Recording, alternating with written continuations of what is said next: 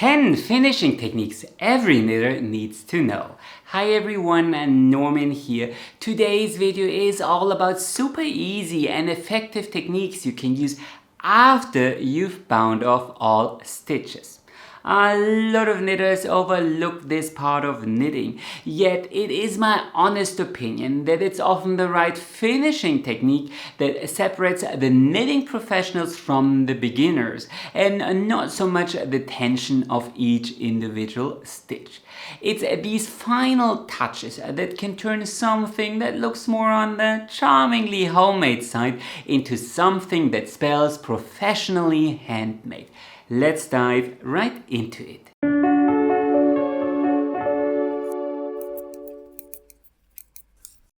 Number 1, adjusting stitches. Knitting is all about consistency. Ideally speaking, every single stitch should have the exact same size. But we are not machines, and often you end up with single stitches in your fabric that are looser than others. These can be ladders when knitting in the round. Sometimes certain purl stitches are looser than the rest, or often the last stitch of a cable also is looser than the surrounding stitches, and this can be very visible and noticeable, like a red dot on a white paper. But fear not, in each of these cases you can use a spare tapestry needle or your knitting needle to adjust your tension after the fact. To fix such a ladder, you can simply carry the slack that is gathered here in between those knitting needles over to the adjacent stitches. See, I'm always going into the left leg of the stitch, pull out a little bit, and then carry it over to the adjacent stitches, one at a time. Of course, this does take quite a bit of time, so you need to be patient. But afterwards, if you did this correctly, and each stitch gets a little bit more yarn, the ladder vanished. Well, I need to fix this one here up above as well. And then, good as new. The very same process works for purl stitches as well. Often you notice when you turn your work around, or here when you're knitting cables like this and you have reverse stockinette stitch, that you have some stitches that are just looser than the rest, probably because you didn't pay attention and were distracted in that moment. And in this case, so a purl stitch goes up and down like this. So in this case, I am pulling here on the bottom purl bump, followed by the top bump, and redistribute the slack in that manner until I am satisfied, and each stitch gets a little bit of the excess yarn, and then it will be almost invisible. When it comes to complex patterns or cables, you sometimes have to turn things around. So personally, I feel adjusting things on the purl side is actually a little bit easier. So here we have a cable, and this is the offending stitch, but the previous and the next stitch are quite a couple of stitches removed. So the next stitch is actually this one, because this was the active row where you did the cable cross, but you affected the stitch below. So you can need to turn things around. So what you can do is you can pierce that stitch with your knitting needle a bit so you can actually see it. So this purl bump belongs to our offending stitch. This is the stitch that is a little bit too loose. But the next stitch, or the previous stitch, is actually here in the same row, here at the very beginning. This is the next purl stitch, and if you follow that, here you have a little bump. Can you see that?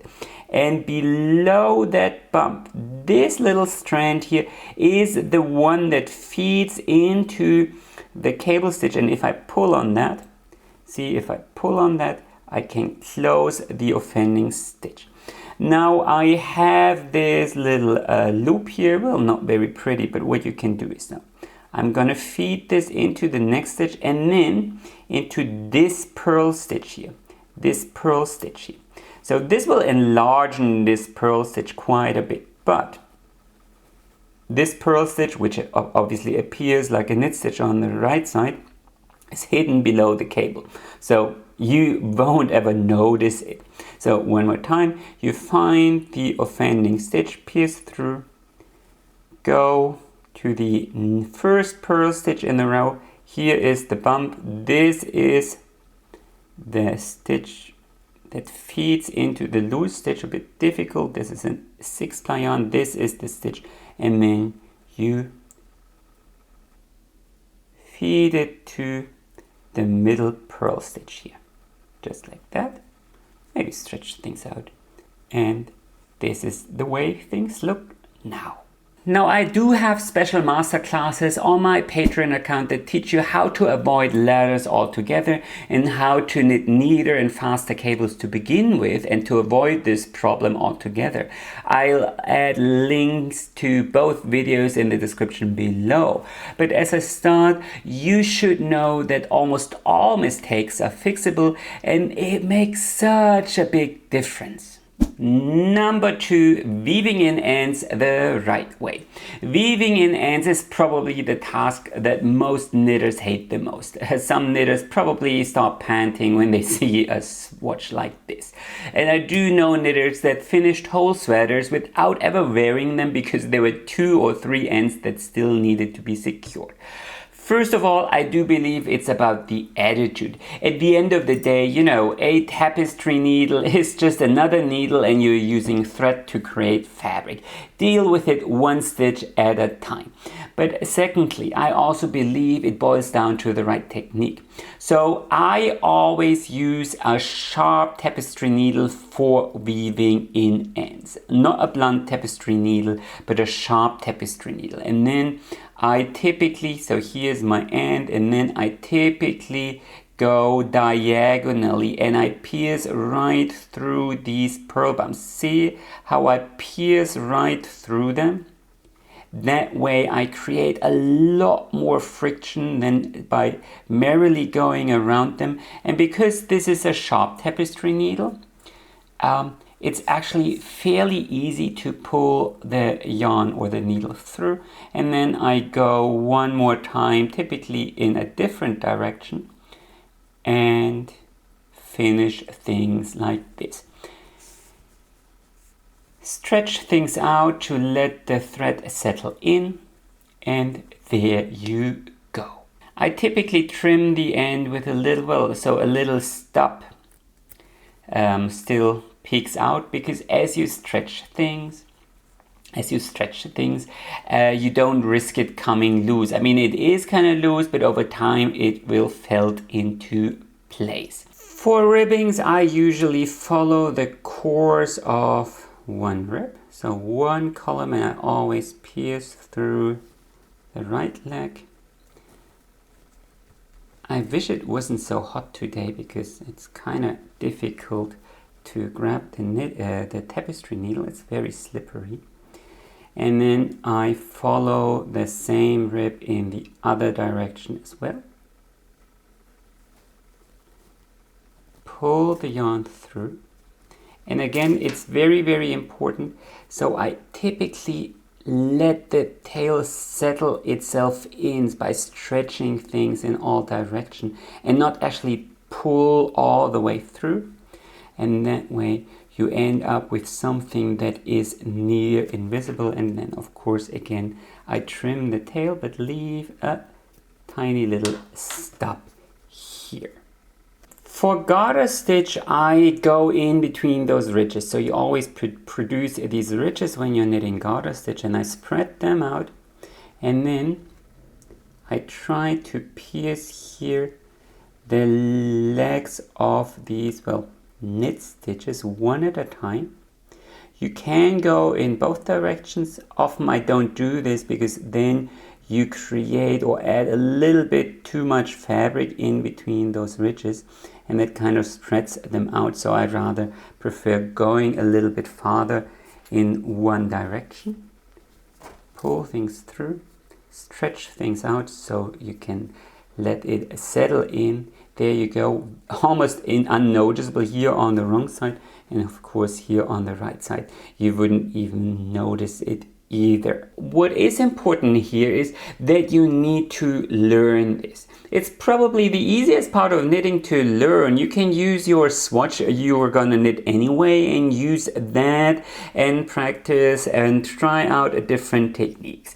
Don't ask me, well, what is the best way to weave in for moss stitch, seed stitch, I don't know, brioche stitch, and so on. Each and every single pattern has a certain portion in the fabric that is less visible, and you should go through that, and typically in two directions. So as you stretch things out in one direction, the thread never has a chance to pull loose. But more importantly, never use knots. So when I started out, I would tie a knot to secure this, and maybe another, because, well, I thought knots would be secure, but it turns out knots actually can unravel, and then if you trim things and things unravel, you end up with a hole you cannot fix.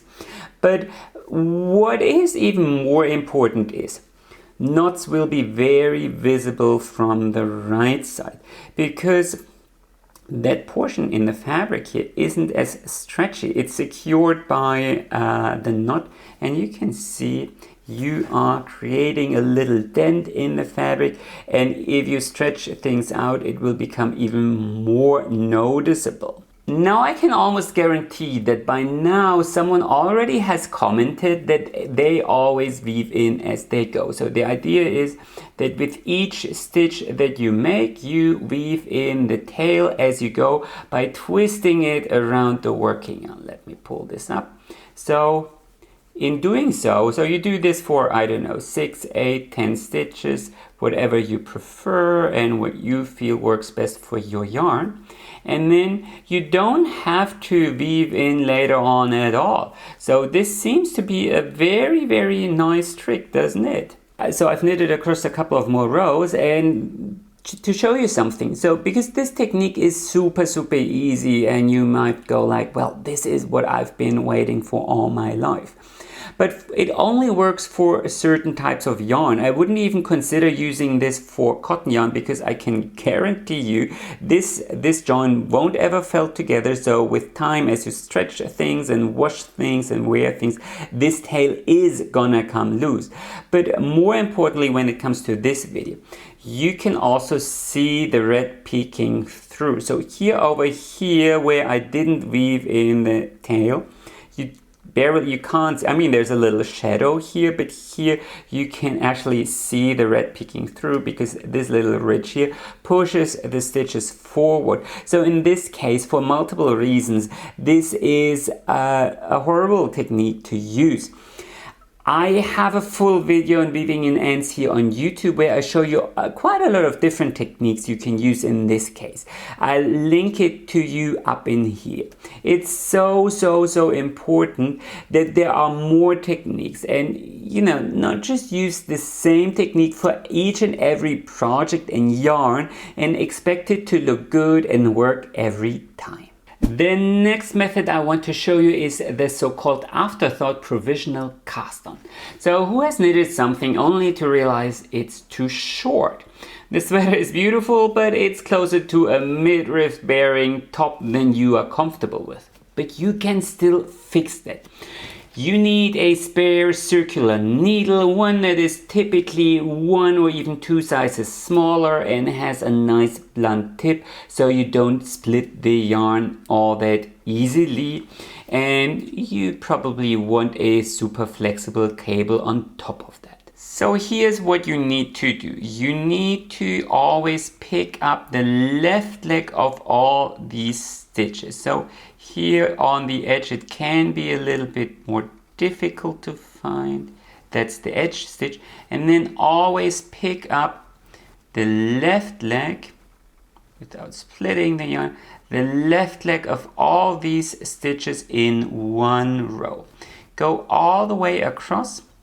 And that's why I said you need a blunt needle, because otherwise you end up splitting the yarn all the way, and a flexible cable, because you might need to do exactly this, because if you have a sweater or so, you typically need to pull out the needle ever so often, and if the cable is a little bit too stiff, that can be quite difficult. So here on the edge, that stitch, pull it through, and then you have all your stitches here back on your needle. This is part 1. Now comes the slightly difficult part. You have 2 options here. So these stitches are secured, and now you need to unravel your cast on. And if you were ever afraid that your cast on might unravel, well, this will teach you, because actually a cast on cannot, or your average cast on that is not, I don't know, a Turkish cast on or so, cannot unravel. And it's actually quite difficult to unravel. So you can do this one at a time, always goes around like so. I mean, but as you can see, I cannot unravel it. The next round will unravel quite easily. So what you can also do is you can just cut through it and then unravel it the regular way. But if you want to save the yarn, then this is what you need to do. You need to go through your cast on one stitch at a time. It will take quite a while, but of course you can also just cut off and then unravel from there. Don't be afraid, nothing will happen if you do that. And I'm going to show you both. So suppose I don't want to do that. I can also just cut this. This will be a little bit, well, it will be a bit messy, I guess. And don't cut too close, really. And then you can just remove all this here. Remove it, and what will remain is, and this is the tail I wove in, what will remain is here, the stitches on your needle. Can be a little bit of fight. And then slide these stitches back to your needle. If you didn't cut the yarn, just one more info. After the cast on, everything will unravel quite smoothly, and it will of course be, the stitches will be secured by your cable, but the cast on itself can be very difficult to unravel. And then you can just knit in the other direction and add whatever length you need. So, and I will quickly knit across so you can see that this will be utterly invisible. So here you can just knit in the other direction and it won't be visible. Let's add one more round so you can see it a little bit clearer. So one row later, this is the result. Can you spot where we started knitting in the other direction? I certainly can't, and if you maintain an even tension, I'm reasonably sure you won't be able to spot it either.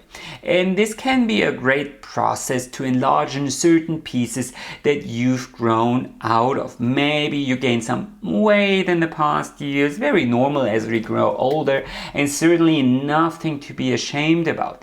And that shawl that used to have the perfect length is now a little bit too small. Well, let it out. Or maybe you've knitted a sweater for your nephew or so. In the meantime, he grew a foot or so. Let it out. And if you don't have the yarn anymore, be bold, get a contrasting color and use that to finish your hem.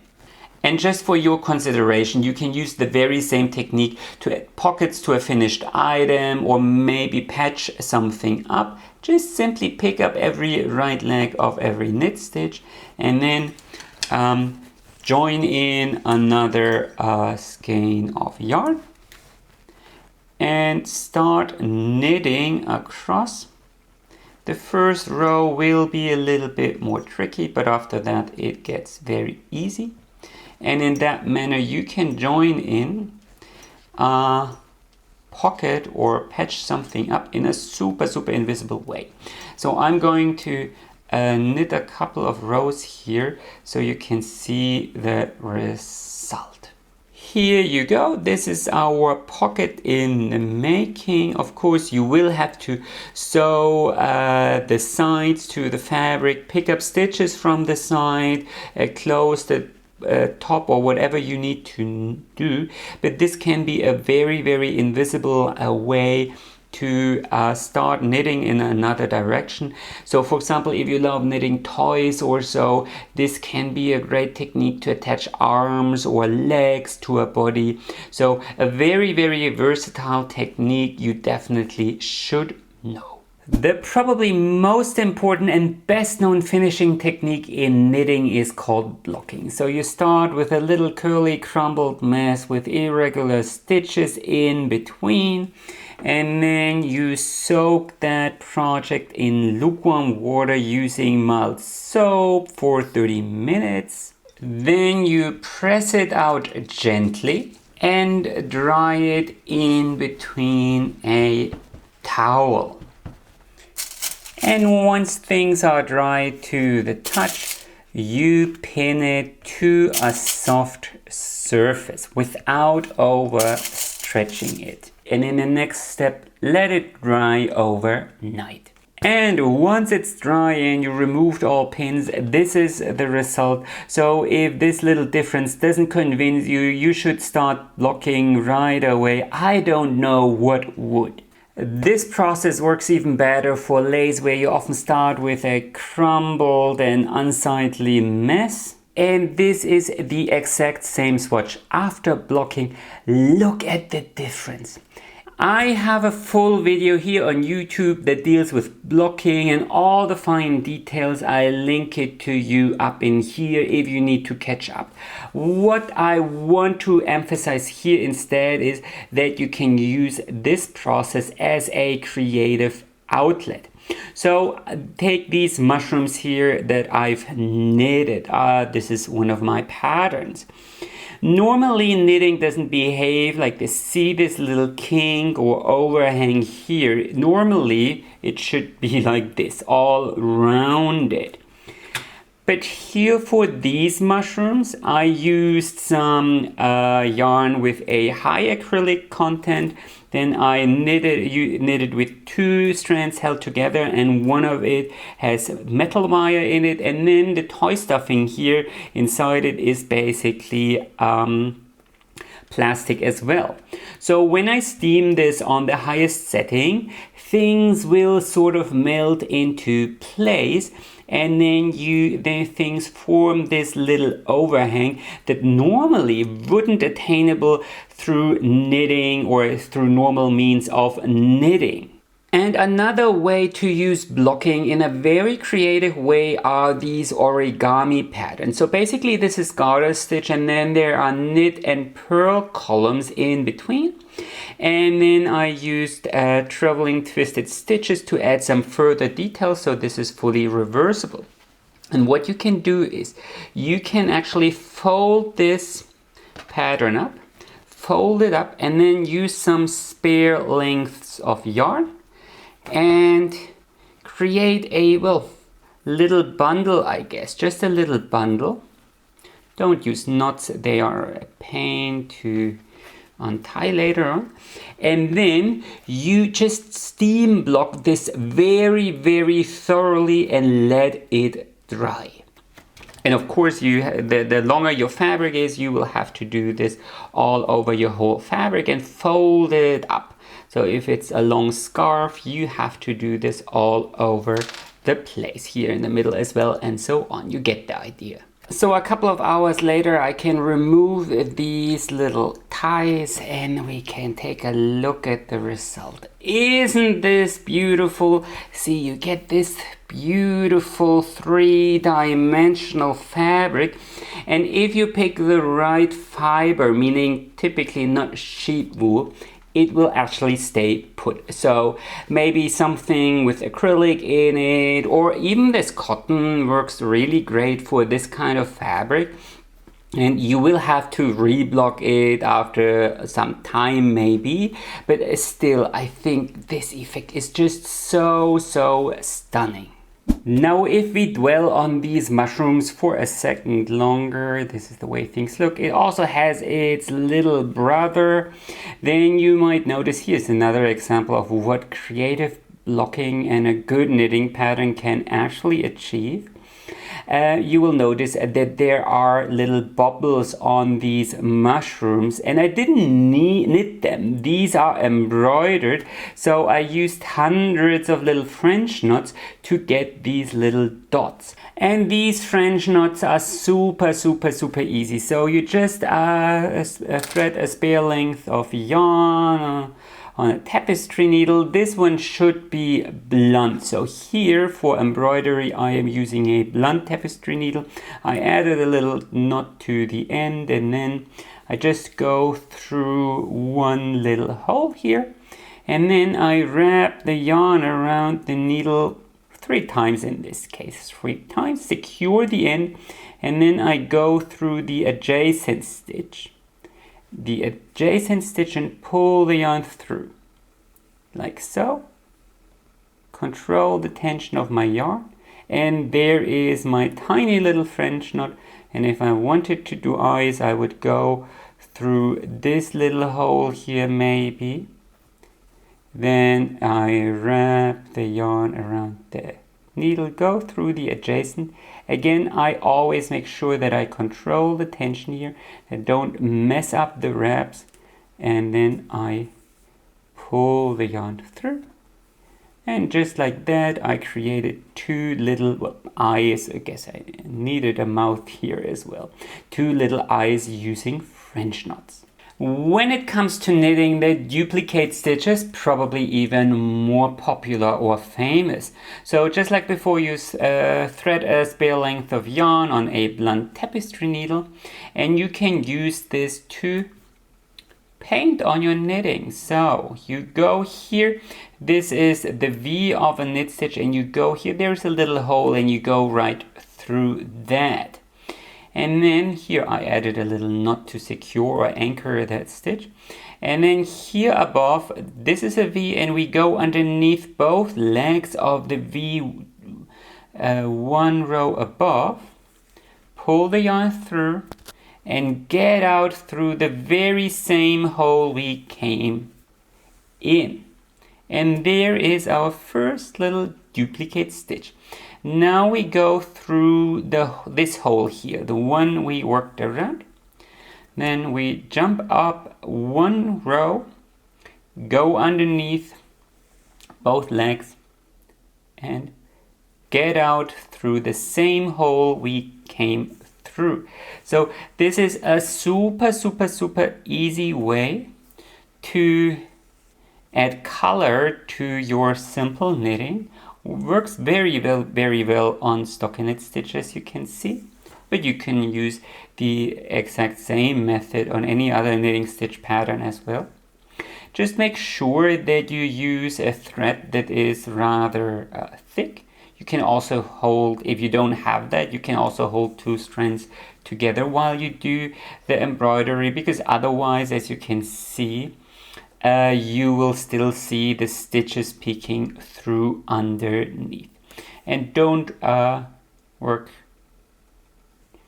pull too tight. It can still be a little bit on the looser side, so you don't want to contract your knitting. So this is very easy, and you can use the exact same process and go in any other direction as well. You don't actually have to follow these knit bees. You can also, now suppose we want to write the letter N here for nimble needles, we could go in the other direction, and you can go, now this is probably not going to look all that pretty, but you can also use a standard chain stitch for embroidery on knitting. So we need 1 little stitch to anchor our chain stitch, and then we go through the hole, then all the way here around our little anchor. We just need this anchor once.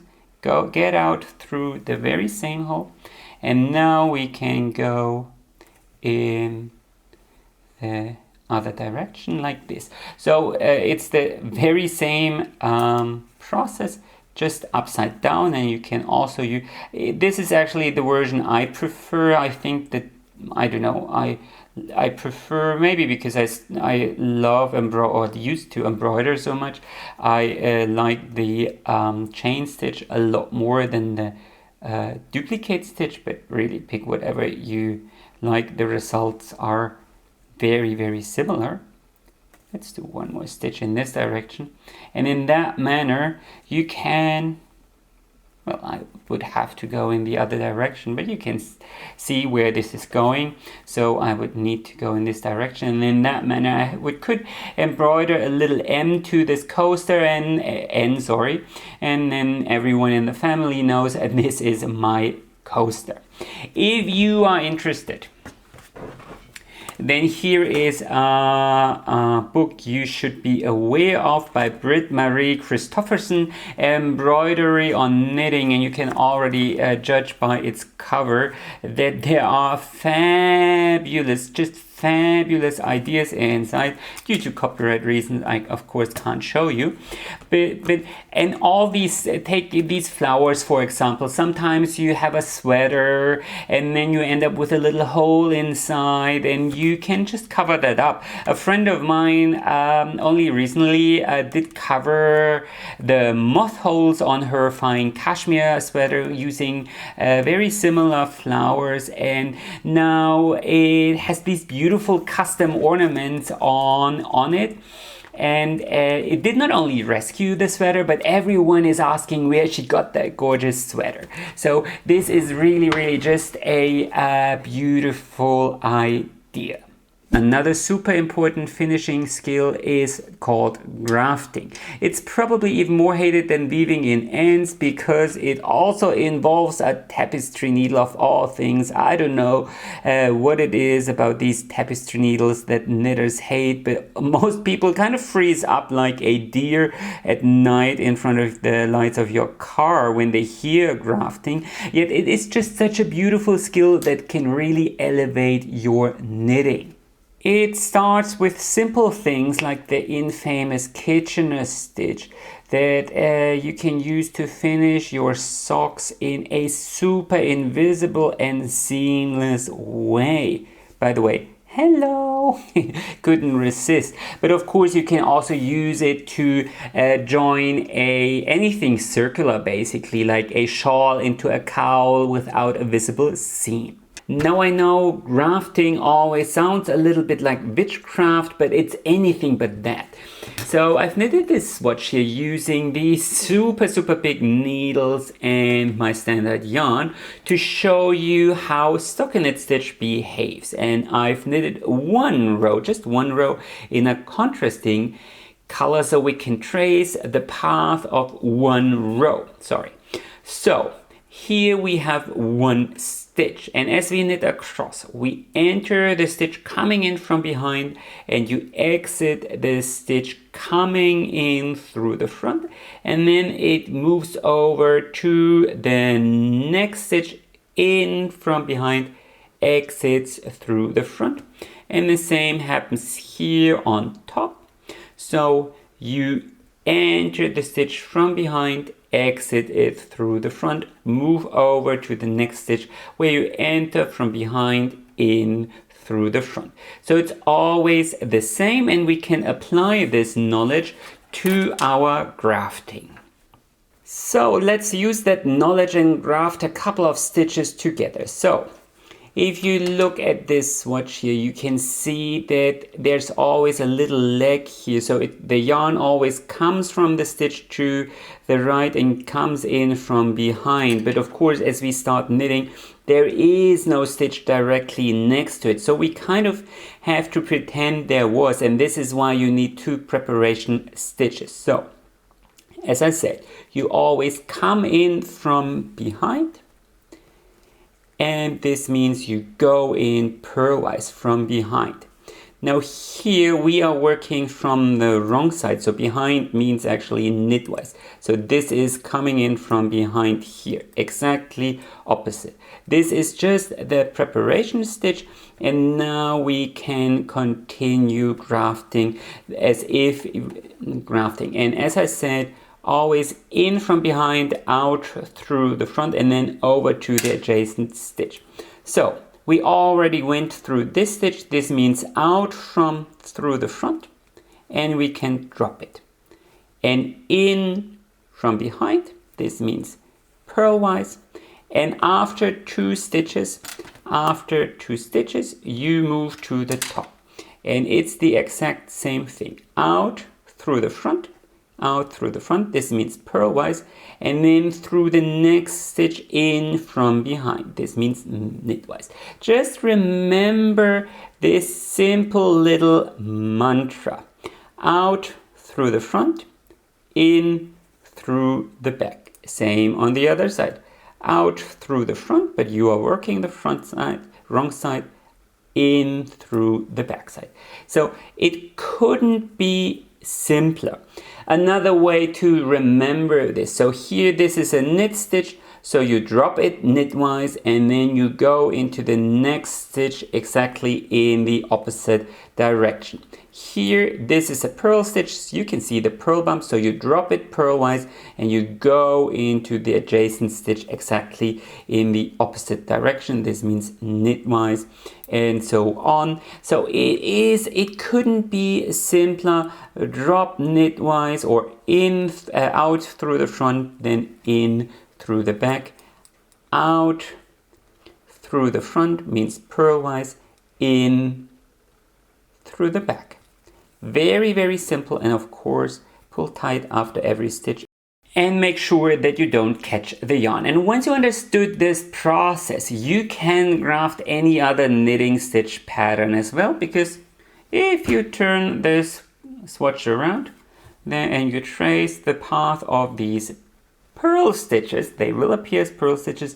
You now know how to graft purl stitches or reverse stockinette stitch. And if you want to know how to graft any other knitting stitch pattern on this planet, knit a swatch like this one and just trace the natural path of your knitting with your tapestry needle. It's as easy as that. If you are working with acrylic yarn and plastic, you can melt that in place, but if you want to work with cheap wool, cotton or so, that sadly doesn't work. Here's what you can do is you can start your project. So in this case, I'm adding 1 tablespoon of starch to a little bit of water and mix it. Sorry, it's gonna be loud. I'm mixing, this is cold water, and now I will pour hot water over this and it will form a little starchy soup. I have to go to the kitchen to do that. So I'm back from the kitchen. I poured around 300 milliliter of water, boiling hot water, onto my little starch starter, and I stirred it thoroughly, and the result should be this, gluish substance. It's a starchy soup basically. So if you want to starch your linens or something like that, you typically wouldn't use that much starch. You would dilute it quite a bit more, but in this case I want to show you something interesting. So I prepared this little swatch here, again using super big needles to show you the limits of these techniques. And I'm just gonna, it's still hot so I need to be careful, so I'm gonna let this soak in this soup for around, it's still a little bit too hot, in this soup for around 20 minutes. So it really should soak through, that's important. So this is a couple of minutes later. My little swatch here is all soaked through, and now you can remove it and wring it dry. So this will be very sticky, but that's the way it should be. Wring it dry carefully. It will be sticky, it will be somewhat disgusting, but bear with me. And now we are going to spread it out here on our blocking mat. and pin things into shape. So this is just a swatch, but really just pin things in place. This is a very, very fun application for Christmas ornaments. If you want to do knitted Christmas ornaments, or it does work for crochet as well, starching things can be a very, very good idea, because otherwise it will curl up or not even stay straight. If, say, you want to knit some lacy stars or so for your Christmas tree, they will never stay put. But if you starch them, you can also use glue. Of course, some people do that. Some people use sugar water. But starching is probably the oldest method. And once you are satisfied, let it dry overnight. So my little swatch here, my little Christmas ornament, if you will, is dry, and let's remove all these pins to show you the result, and this will be quite astonishing. Now look at this, isn't this gorgeous? It just stays put, so it's perfect for your Christmas ornaments or any other lacy structure you want to stay put.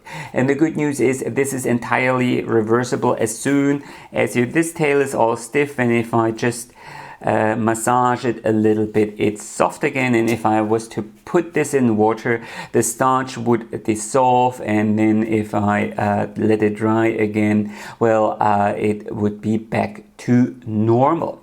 So have fun with this and use it on any kind of decoration. It's probably not the best technique for wearables, because if you just move this, the starch connections will, or the starch bonds will break.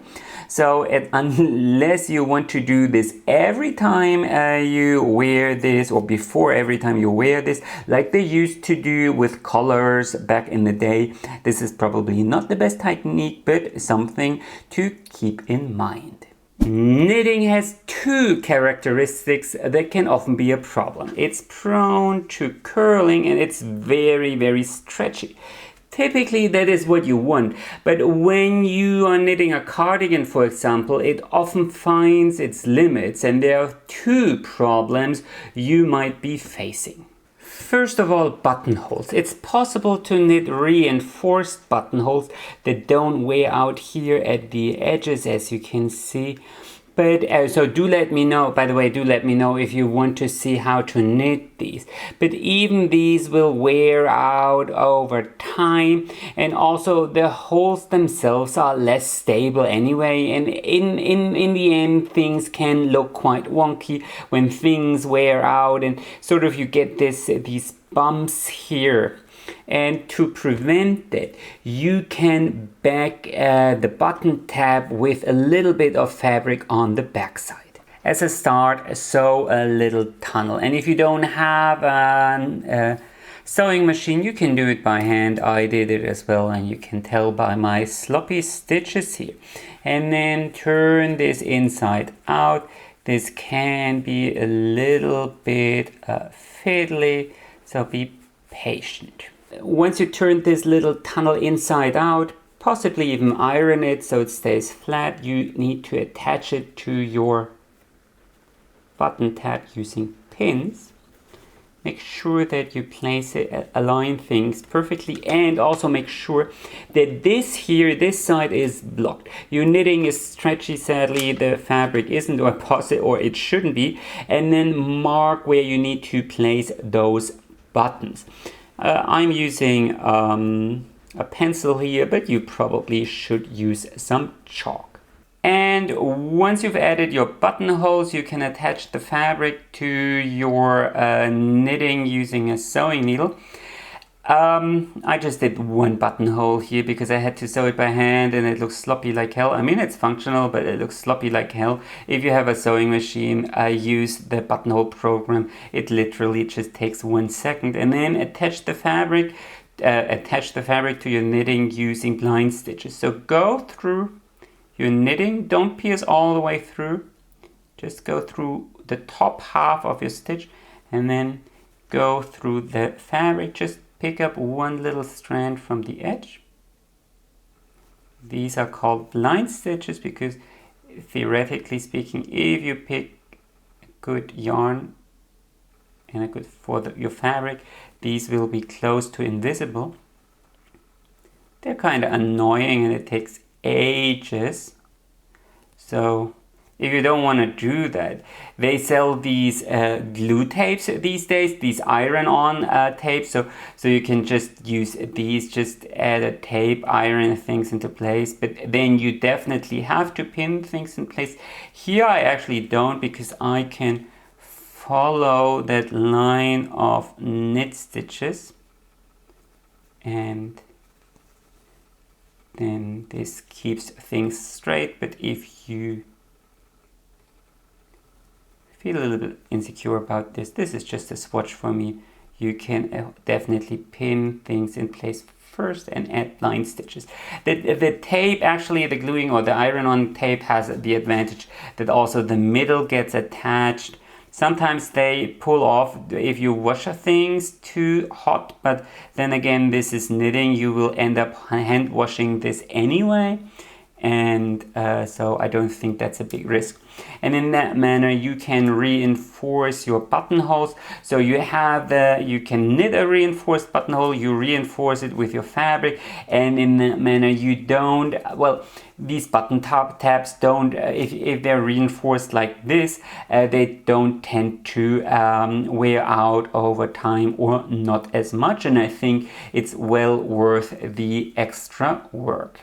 You can use the same process to reinforce, say, the shoulders of a sweater, or really just any fabric that experiences a lot of stress or is prone to curling, like this little coaster in plain stockinette stitch. I lined this with the same fabric I showed you before, and I did this little swatch, I don't know, years and years ago, 3 years ago or so, and it's still flat because the fabric keeps things in place. So there are so many options. So if you have a blanket or a scarf or something like that, then you definitely can line it with fabric to keep things from curling. If it's a bigger piece of fabric, you might want to add some stitches here in between, because this is of course right now just a pocket. For a coaster like this, it doesn't matter. It will require some basic sewing knowledge, but it's not like you need to know anything too fancy. Blind stitches are super easy, and most modern sewing machines have a buttonhole program, so it really is not rocket science. If there is one golden rule in knitting, then it is never iron your finished project. So this is ironed, this is hot off the needles, and as you can see, this is nice and fluffy, and this is just flat. So ironing will always kind of take away all that knitting is most famous for.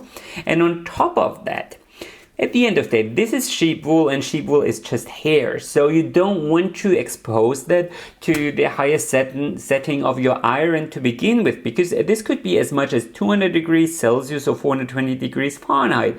And if you go across that, you might actually start being able to smell the burnt hair pretty soon.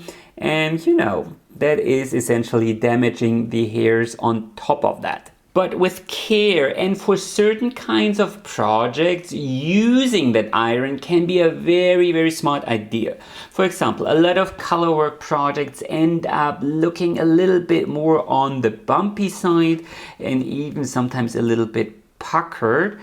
Fair Isle and mosaic knitting certainly come to mind. Ironing these fabrics between two wet towels with a deft touch can make the final fabric look so much more uniform.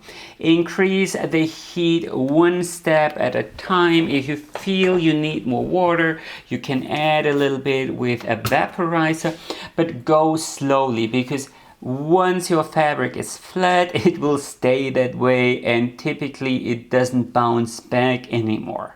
So this is this mosaic pattern after ironing, and here we have the Fair Isle pattern, and what it did is it brought all the stitches to the same level, especially here around the borders of each little color panel.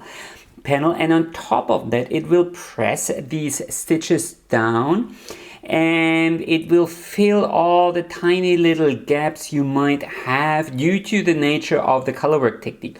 Of course, it will take away all this three-dimensional look and feel, and this is as flat as it gets.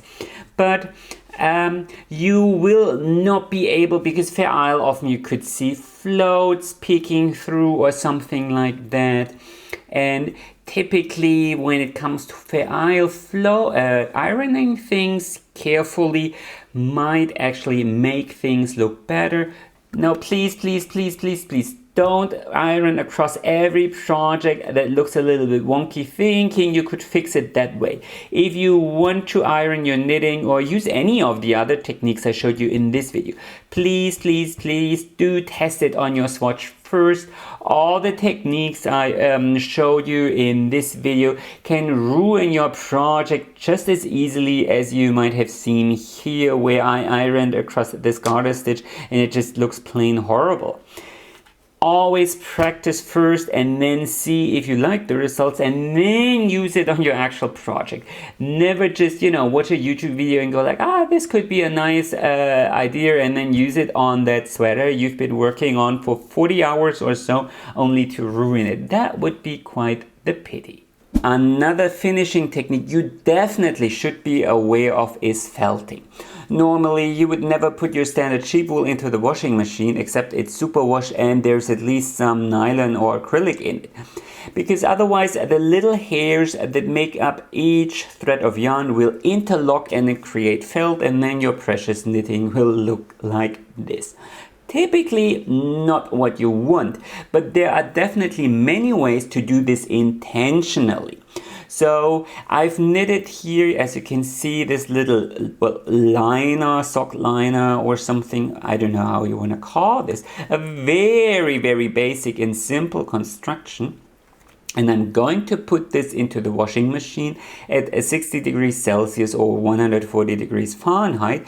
And the plan is to create some felted slippers through that process. Let's quickly do that and look at the results. So my little slipper just came out of the washing machine, and look at the difference. First of all, you will definitely notice that this is decidedly smaller. It shrunk by about 30-35%. But the next difference you might instantly notice, before you probably thought, well, this kind of looks wonky. Normally Norman's knitting is so nice and refined, but this looked wonky. Well, now it is all smoothened up and looks pretty neat, doesn't it? So you will notice that felting typically smoothens out all the little imbalances in your fabric, and if you have a little mistake here or there, it really doesn't matter. You will also notice that the fabric, through shrinking, the fabric is a lot thicker, so warmer. And if you use the felting method for slippers, you get the extra bonus that this heel will withstand so much more force, because if you wear your hand knitted socks around the house, you will quickly notice how the heels, how you walk the heels through and you end up with holes here. Well, with felted slippers, they are gonna withstand so much wear and tear. And so there are many applications to use this method. So for example, here are some some gloves I knitted together with you here on this channel, and I showed you how to avoid holes here where you need to pick up stitches for the thumb and the fingers, but at the end of the day the rest of the fabric is all just holes. Every little knit stitch here in between these V's, there is a hole, and you might notice when you wear them outside in winter that the wind actually pierces through. So what some people do is they use this felting method on mittens. They knit mittens that are a lot bigger than they need, and then they felt them, then they shrink, and then they create a fabric that will be much warmer and doesn't let the wind through anymore. Or you could use such a swatch and use this as a very sturdy coaster, for example in the kitchen, if you want to put some pots on the countertop or so, then these felted kind of fabrics are much better than just plain knitted ones. Anyway, a lot of fun applications. Let me know if we should knit some felted project like these slippers here together on my channel. Comment below. I said it in the beginning and I'll say it again.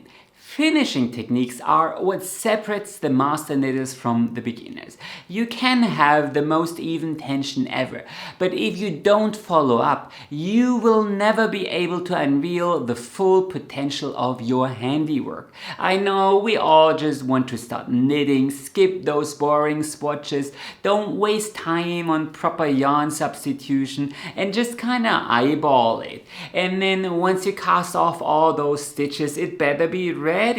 And you know, nobody has time for all this non-knitting stuff, right? I mean, if I wanted to sew, I would have learned sewing and not knitting, right? But I promise you one thing, once you are able to see the full potential of all these techniques, you won't go back. When I started out, I never blocked my knitting. What for? I just wanted to wear things right away. And now it has almost become an addictive process. Hot off the needles, everything looks a little bit wonky, and then I go through my process, fix all these wonky stitches, weave in all these tails, maybe embroider something, and then block it, and then it looks the way I wanted it to look. And then people always marvel at my stitch definition and comment how perfect everything looks. But the truth is, it's hard work, and the good news for you is, of course, it's not magic. While it certainly takes a little bit of practice, probably 80% of it is very accessible to any beginner. Anyway, like this video if you enjoyed watching, comment with your questions, and of course don't forget to subscribe if you don't want to miss any new videos. Happy knitting and enjoy the rest of your day!